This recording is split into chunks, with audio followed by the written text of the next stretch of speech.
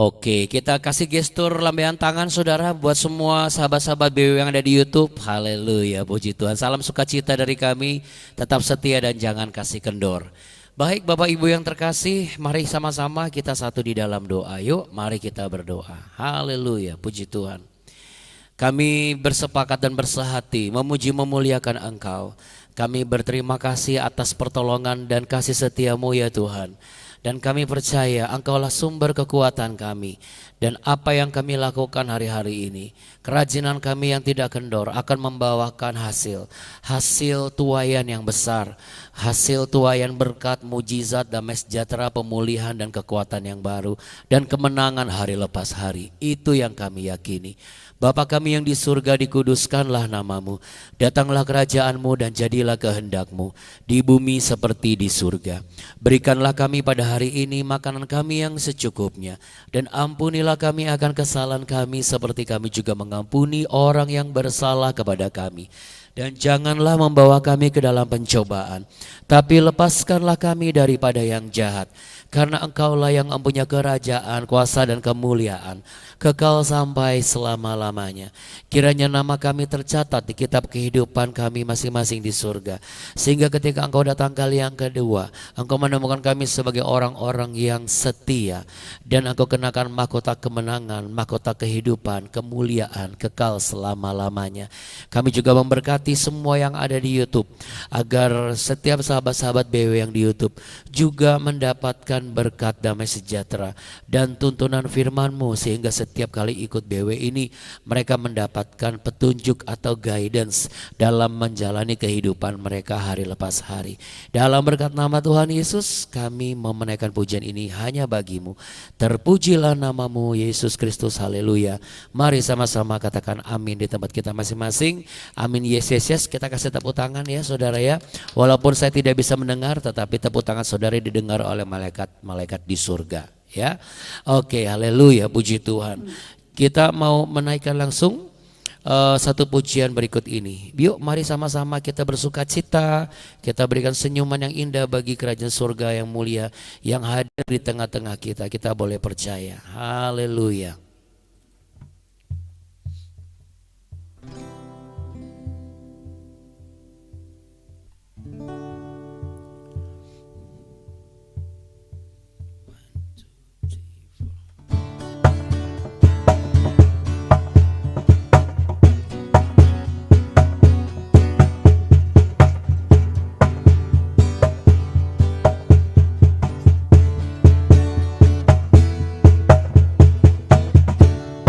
Tuhanlah kekuatan dan mazmurku, Dia gunung batu dan keselamatanku. Hanya padamu hatiku percaya, Kaulah menara dan kota perlindungan.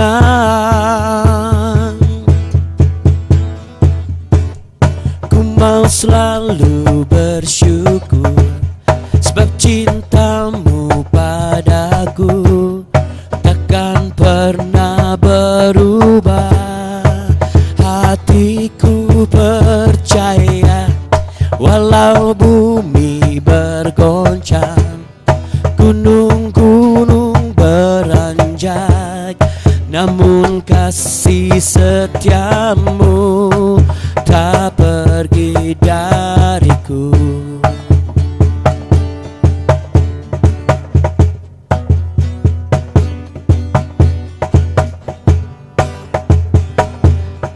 Haleluya, puji Tuhan.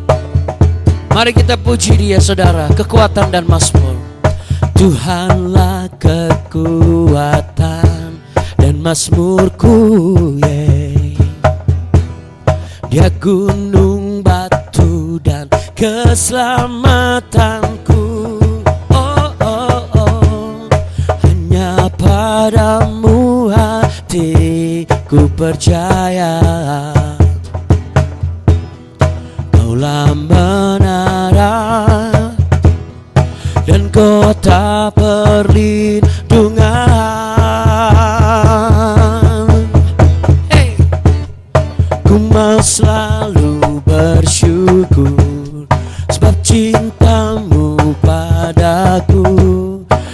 takkan pernah berubah. Hatiku percaya, walau bumi bergoncang, gunung-gunung beranjak, namun kasih setiamu tak pergi dariku. Ku mau selalu bersyukur, sebab cintamu padaku takkan pernah berubah. Amin. Hatiku percaya, walau bumi bergoncang, gunung-gunung beranjak, namun kasih setiamu tak pergi dariku. Kasih setiamu tak pergi dariku. Kasih setiamu tak pergi dariku.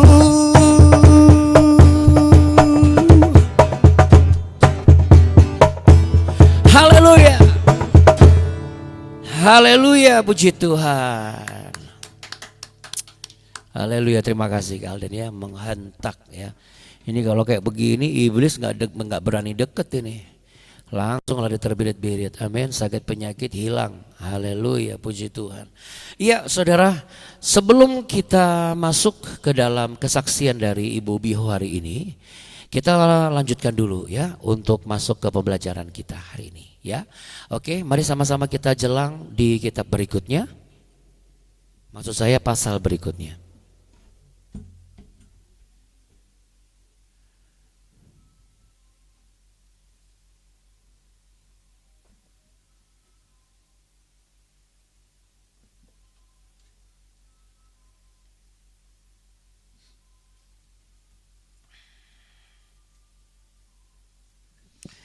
Iya, saudara, kita masuk di pasal yang keempat.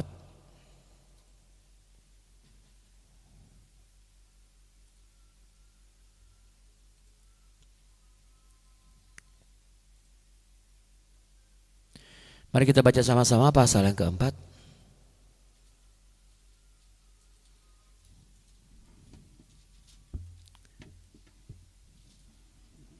Bagaimana Buni? Ya. Oke, pasal yang keempat dengan perikop percakapan Ayub dengan sahabat-sahabatnya ya. Elifas menegur Ayub, maka berbicaralah Elifas orang Teman, kesalkah engkau bila orang mencoba berbicara kepadamu? Tetapi siapakah dapat tetap menutup mulutnya? Sesungguhnya engkau telah mengajar banyak orang dan tangan yang lemah telah engkau kuatkan. Orang yang jatuh telah dibangunkan oleh kata-katamu dan lutut yang lemas telah kau kokohkan. Tapi sekarang dirimu yang tertimpa dan engkau kesal, dirimu terkena dan engkau terkejut. Bukankah takutmu akan Allah yang menjadi sandaranmu dan kesalehan hidupmu menjadi pengharapanmu? Camkanlah ini, siapa binasa dengan tidak bersalah dan di manakah orang yang jujur dipunahkan? Yang telah kulihat ialah bahwa orang yang membajak kejahatan dan menabur kesusahan, ia menuainya juga.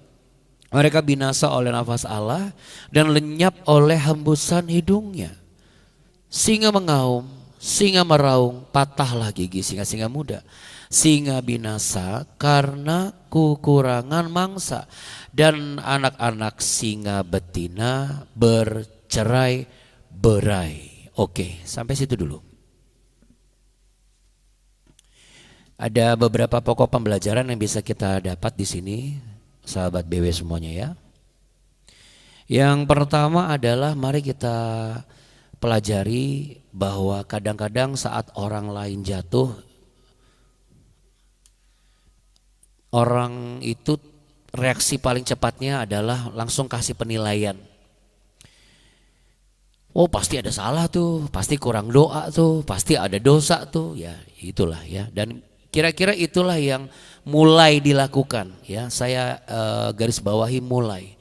Jadi ini adalah sebuah starting point Elifas memulai penilaian atas apa yang dialami oleh Ayub ya. Nah, di sini ayat 3 sampai yang kelima ini menurut saya menarik ya. Karena Elifas sedang menggambarkan diri seorang Ayub yang sebagai pribadi yang dulu kan kamu menguatkan, kenapa sekarang kamu ikut lemah? Kamu kan dulu meneguhkan, kenapa kamu jadi rapuh dan lain sebagainya gitu ya. Jadi memang kalau dari konteks ayat 3 sampai 5 itu memang konteks yang ironis. Ya, apa ironisnya? Karena Ayub yang dulu menguatkan sekarang dirinya sendiri menjadi lemah. Ayub yang dulu sebagai penopang bagi banyak orang sekarang tidak seperti itu.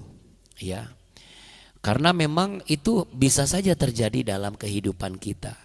Makanya di Galatia 6 ayat yang kedua berkata apa? Bertolong-tolonganlah kamu dengan saudara seiman. Ya, konteks di Galatia 6 ayat yang kedua itu salah satu pesan atau wasiat paling yang berharga di antara semua wasiat berharga sebelum Rasul Paulus itu akhirnya tertangkap dan juga dibunuh oleh tentara Romawi. Jadi aplikasinya bagaimana? Aplikasinya adalah jangan juga cepat kita berkata harusnya kamu kuat. Karena saudara, kita tidak selalu tahu berapa berat beban hidup seseorang. Ya. Dan ini biasanya itu langsung disematkan ke kami, para hamba Tuhan. Orang-orang secara umum pasti akan menilai bahwa hamba Tuhan itu harus kuat, harus sempurna. Lalu kemudian, karena kan para hamba Tuhan yang sering menguatkan, sering menopang. Ya, jangan ribut rumah tangga. Jadi seakan-akan hamba Tuhan tuh nggak boleh ribut rumah tangganya. Atau misalnya jangan mundur, jangan diam saja gitu. Seakan-akan hamba Tuhan itu memang tidak boleh punya tempat untuk berdiam diri, merenungkan sejenak sebelum dia mengambil langkah berikutnya. Ya. Jadi dalam hal ini yang terjadi juga di sahabat Ayub, yaitu yang bernama Elifas. Dari permulaan Elifas melihat, oh kamu kan dulu penopang, kenapa kamu jadi sekarang lemah? Elifas selalu mulai berpikir dengan pikirannya sendiri. Ayat 6 sampai 8 itu pikirannya Elifas, saudara. Penderitaan kamu ini pasti akibat kesalahan ini. Makanya dia menggambarkan satu perumpamaan atau pembelajaran yang dia tahu bahwa orang kalau tabur kejahatan, oh dia akan tuai kejahatan. Jadi kalau kamu sekarang sakit, jangan-jangan kamu ini selalu tabur yang membuat orang lain sakit, padahal kan belum, tidak serta-merta seperti itu. Ya, Elifas menganggap semua penderitaan itu pasti hukuman langsung, padahal tidak semua penderitaan adalah akibat dosa pribadi. Saya ulangi, Elifas menganggap semua penderitaan Ayub itu pasti hukuman langsung dari Tuhan. Padahal tidak semua penderitaan adalah akibat dosa pribadi. Kenapa? Karena makna teologis kata awen ini adalah kesalahan atau kejahatan atau dosa. Namun bukan hasil dari akibat perbuatan diri sendiri. Karena kata awan yang dilakukan, yang diperkatakan ini sebenarnya yang dimaksud adalah Tuhan sedang membentuk, Tuhan sedang menguji, Tuhan sedang memproses, atau ada hal yang belum dipahami, atau akibat dari kehidupan yang tidak benar dari orang-orang yang selama ini kita doakan. Makanya Ayub kan selalu mendoakan anak-anaknya. Barangkali anak-anakku menghina atau mengutuki Allah saat mereka sedang mabuk. Ya, itu sisi lain dari awan itu. Ya, jadi apakah kita juga langsung berhak untuk memperkatakan dan mempersalahkan? Ini pasti gara-gara anak-anak, ini pasti gara-gara suami saya, ini pasti gara-gara istri saya. Enggak juga. Ya, ibaratnya mari janganlah menjadi detektif rohani. Padahal kita belum tahu, belum dengar kesungguhan cerita keseluruhannya. Kita baru tahu cerita setengahnya. Kita baru melihat sebagiannya. Tapi kita sudah langsung mengambil satu kesimpulan seperti detektif Conan. Maksud saya detektif rohani. Ya. Kenapa kalau misalnya ada yang bertanya? Kan saya punya hak dong untuk menilai seseorang.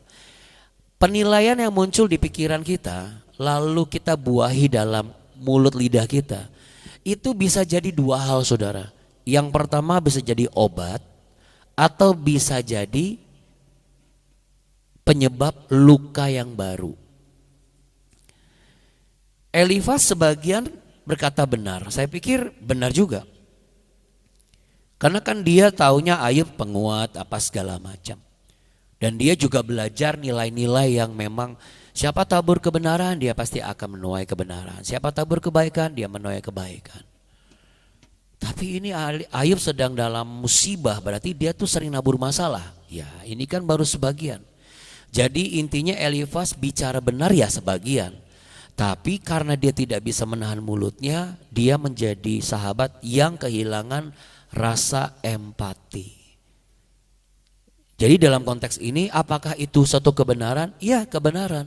Tetapi saudara kita boleh belajar. Kalau kita di posisi Ayub, apakah dia gak lebih terluka? Coba kalau saudara di posisi Ayub. Saudara pasti terluka. Kenapa? Karena saya pun juga kalau memposisikan diri, iya ya. Kalau saya di posisi Ayub sebagai hamba Tuhan misalnya. Harusnya gak bisa gini dong, kan dia pendeta. Itu aja luka loh. Itu aja melukai hati banget loh.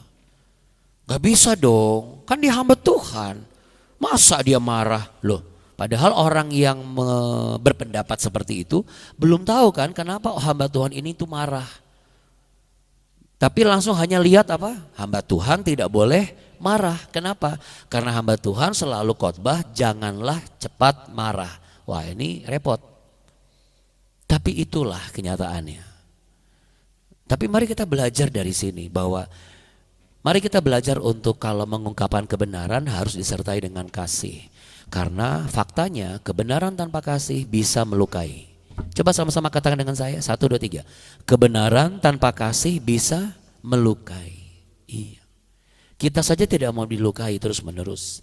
Jadi jangan kita berdalih bahwa apa yang saya katakan benar kok. Ya tapi kalau benar itu melukai perasaannya bagaimana? Makanya sebelum kita mengungkapkan kebenaran kita harus minta hikmat daripada Tuhan. Bukan serta-merta langsung harus berdoa sendiri baru ngomong. Tetapi kalau kita minta Tuhan tolong urapi lidah perkataan saya ini. Karena saudara kita aja gak mau digituin. Jadi jangan pernah kita melakukan hal seperti itu. Ya. Amsal pasal 15 ayat 1 semalam saya dapat sebelum saya tidur. Ini memperlengkapi apa yang saya sampaikan hari ini. Yang kita belajar sama-sama. Bahwa kebenaran tanpa kasih itu ternyata bisa melukai. Benar yang dikatakan Amsal, jawaban yang lemah lembut itu meredakan kegeraman. Tetapi perkataan yang pedas itu membangkitkan marah. Dalam konteks ini, kalau kita mengungkapkan kebenaran dengan lemah lembut, itu akan meredakan kepanikan dan keterpurukan seseorang. Sehingga dia bisa belajar dari kesalahannya. Tapi ketika kita mengungkapkan kebenaran dengan sesuatu yang menyayat dan membuat dia semakin terluka, dia hanya menerima itu menjadi sebuah modal untuk apa saudara? Untuk memberikan asupan kepada rasa amarah di dalam diri dia. Ini alasan saya kenapa saya melakukan ini. Karena kamu sudah pernah ngomong begini. Padahal yang kamu omong itu benar. Tapi tahukah kamu itu melukai hati saya. Jadi demikian saudara. Nah bagaimana keadaan kita dan juga bagaimana sikap kita selama ini. Mungkin kita mau memberikan satu nasihat buat anak-anak. Atau buat pasangan hidup kita. Atau buat rekan kerja kita. Atau kepada pemimpin atau pimpinan kita. Tentu kita juga harus tahu. Lihat waktunya tepat apa enggak. Lalu lihat bagaimana. Ingat saudara, BW ini ada bukan hanya untuk sebagai dengar khotbah pagi, bukan. Tetapi BW ini adalah supaya saudara dan saya menjadi orang-orang yang dipenuhi dengan wisdom. Dipenuhi dengan hikmat. Setiap rema-rema yang kita dapat adalah rema ilahi. Sebuah perkataan ilahi yang berkuasa jikalau kita percaya dan kita simpan, renungkan dan rela untuk melakukannya. Ada yang bisa cepat melakukannya, ada yang butuh proses. Sama-sama dua-duanya butuh apa? Setia. Ya, jadi ingat Bapak Ibu, jangan sampai komen-komen kita, tanggapan-tanggapan kita, sekalipun kita dalam posisi yang benar, bukannya itu memberikan sebuah perbaikan bagi orangnya, namun justru itu sebagai pengrusakan. Kenapa? Karena orang itu jadi punya alasan melakukan sesuatu yang lebih gila dan lebih kacau dengan alasan apa itu? Alasannya, ya, kita boleh belajar akan hal ini. Ya, bicara tentang belajar, kita juga pasti akan dapat pembelajaran dari kesaksian Ibu Biho sebelum kita sama-sama terima berkat dari Tuhan dari BW ini. Silakan Ibu Biho yang akan memberkati kita dengan kesaksian. Mohon izin waktunya 5 menit dari sekarang. Monggo Bu, silakan. Shalom Bapak dan Ibu. Shalom Abuna, Abuni. Terima kasih kasih kesempatan. Aku mau bersaksi satu hal. Aku selama ikut PW ini dari pagi, dari dulu sampai sekarang, aku dapat gitu banyak dari firman dari Pak Gembala ngomong. Memang semua itu semua proses, nggak ada yang enak. Menghadapi masalah, menghadapi apa nggak enak. Dulu saya pun juga nggak bisa hadapin kalau suami, kalau anak apa semua nggak bisa. Nggak bisa, aku nggak bisa. Kayaknya sakit. Kenapa aku udah lahir mereka kok gini gini gini. Tapi selamanya aku dengarkan firman, aku renungkan firman, aku belajar dari firman, dari Pak Gembala ngomong itu selalu semua itu betul. Ya, kita memang jadi anak Tuhan, nggak ada yang enak, nggak ada yang gampang. Tapi kita kalau mau kayak Bapak Gembala mau taat, mau setia, apapun masalah untuk kita, kita cuma duduk diam berdoa, Tuhan kenapa mau gini sih, kenapa mau gitu sih. Tapi kita udah berdoa, Tuhan kasih hikmat, kasih hikmat. Nah, jadi aku satu hal, aku bersyukur.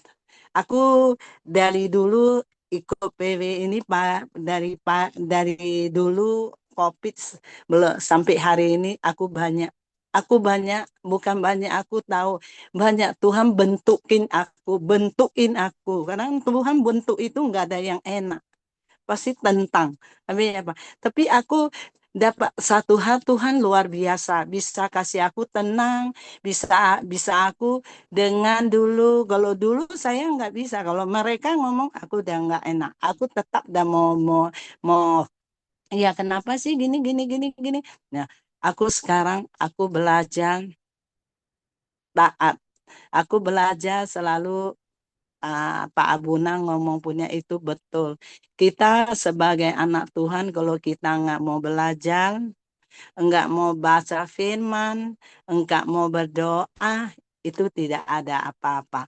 Kalau kita taat itu, kita mau berdoa, kita baca firman, apa yang kita punya masalah, kita datang kepada Tuhan, Tuhan bisa tolong kita. Itu aku aku banyak Tuhan kasih aku bersyukur. Aku bersyukur, benar-benar aku bersyukur. Aku kerja pun di tempat orang pun bersyukur. Aku udah nggak kerja pun orang itu bisa selalu telepon aku, ngomong aku, sampai sampai maaf cerita, bisa kirim duit kasih aku. Ya, ini ya iya untuk berkat dikit. Puji Tuhan Ya, Ibu. aku bersyukur. Kita tetap harus nggak ada yang bisa tolong kita. Yang bisa tolong kita cuma Tuhan Yesus. Kak Abuna tiap hari bicara untuk firman itu kita harus udah dengan kita terus tiap hari baca. Kayak Abuna kasih tahun ini firman Mazmur 121 itu dulu aku dapat. Aku lagi lagi sakit apa Tuhan kasih aku. Tuhan bilang kamu baca Mazmur 121 itu. Aku baca. Nah, puji Tuhan tahun ini Tuhan melalui Pak Gembala firman itu. Kita harus firman itu kita realisasikan. Firman itu hidup. Firman itu nggak mati, hidup. Kalau kita benar-benar kan baca firman itu hidup. Aku bukan orang yang pintar, tapi aku mau belajar. Selalu aku bilang, Tuhan aku mau belajar. Aku nggak bisa jalan sendiri. Kalau tanpa Tuhan aku tidak bisa. Tapi karena Tuhan ada bersama aku pasti bisa melewati setiap masalah, setiap tantangan, setiap apa di dalam tubuhku nggak enak. Aku dulu nggak enak terus, badan aku tuh sakit. Pak Abuna kan lihat aku, kok ibu lelah banget ya gitu ya. Ya, stres aku rasanya kok tiap hari nggak enak, tiap hari nggak enak. Aku tanya Tuhan, Tuhan kenapa sih aku gitu-gitu ya Tuhan. Tuhan tahun ini kasih aku sehat, benar Puji sehat, Tuhan. terus sehat. Ya, makanya kita jangan Pak Gembala ngomong apa yang bagi kita nggak enak, tapi Tuhan pakai gembala untuk menyatakan isi hati Tuhan. Jadi kita komunitas ini di PW ini pagi itu bisa bangun bersama, berjalan dengan Tuhan. Kita harus ya tiap hari mau doa Ibu Gembala dan Bapak Gembala ini Pak apa Abuna Abuni, biar mereka terus dipakai Tuhan, terus Tuhan belikan petajaman lagi, belikan hikmat falipat untuk Bapak Gembala dan Ibu Gembala. Amin. Makasih banyak di situ Sama-sama. untuk Tuhan itu aku ikut doa ini tiap hari. Aku biar kerja pun aku tetap berdoa. Aku bilang sama Pak Buna aku pray 1 bulan yang nggak bisa, tapi puji Tuhan aku bisa kasih tempat kamar sendiri, jadi aku bisa. Ya semua kebaikan Tuhan. Kalau mau cerita Tuhan nggak habis-habis, tapi Iya. itu luar biasa. Oke, kita Luar beri tepuk tangan dulu ya. Segala tepuk tangan kemuliaan hanya bagi Tuhan Yesus Kristus. Terima kasih Ibu Biho ya untuk waktu yang sudah sangat cukup walaupun mungkin banyak yang ingin Ibu sampaikan, tapi terima kasih Ibu sudah berkenan untuk memahami keterbatasan waktu, tapi kita boleh percaya Tuhan Yesus yang kita sembah kuasanya tidak terbatas oleh dimensi apapun termasuk juga waktu. Baik saudara, saya percaya kesaksian tadi memberikan kekuatan dan terima kasih apa yang Ibu sampaikan itu memberikan kekuatan buat saya dan juga istri saya, kami semua sekeluarga.